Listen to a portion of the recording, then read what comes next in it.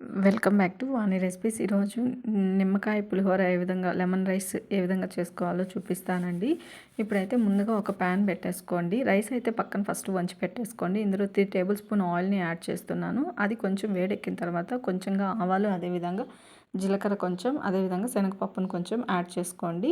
ఒక చిన్న ఆనియన్ని యాడ్ చేసి ఇది బాగా ఫ్రై చేసుకోండి. ఇది ఫ్రై అయిన తర్వాత ఇందులో 4 మిర్చి, అదేవిధంగా కొంచెం కరివేపాకుని యాడ్ చేస్తున్నాను. మీరు కారం ఎక్కువ తినేటట్లుంటే ఇంకొక మిర్చిని యాడ్ చేసుకోండి. ఇది కొంచెం బాగా ఫ్రై అయిన తర్వాత నేను ఆల్రెడీ శనగ్గింజలు, పల్లీలు వేయించి పెట్టేసుకున్నానండి. వాటిని ఇందులో యాడ్ చేసుకుంటున్నాను. మీరు అప్పటికప్పుడే అయితే ఆనియన్కి ముందే వేసేసుకోండి.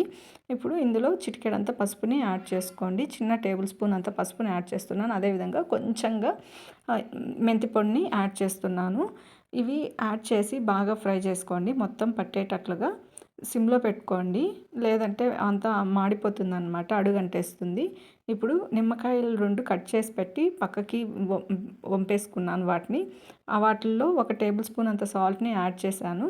ఇప్పుడు బాగా వంచి పెట్టి చల్లార్చి పెట్టుకున్న రైస్లోకి ఆ నిమ్మపండుని ఇందులో కలుపుకోండి. మొత్తం రైస్కి అంతటికి బాగా పట్టేటట్లు. ఎప్పుడు కూడా లెమన్ రైస్కి ఫస్ట్ రైస్ చల్లారదీసి తర్వాతే కలుపుకోండి. టేస్ట్ బాగుంటుందండి. వేడి మీద నిమ్మపండు వేయకండి.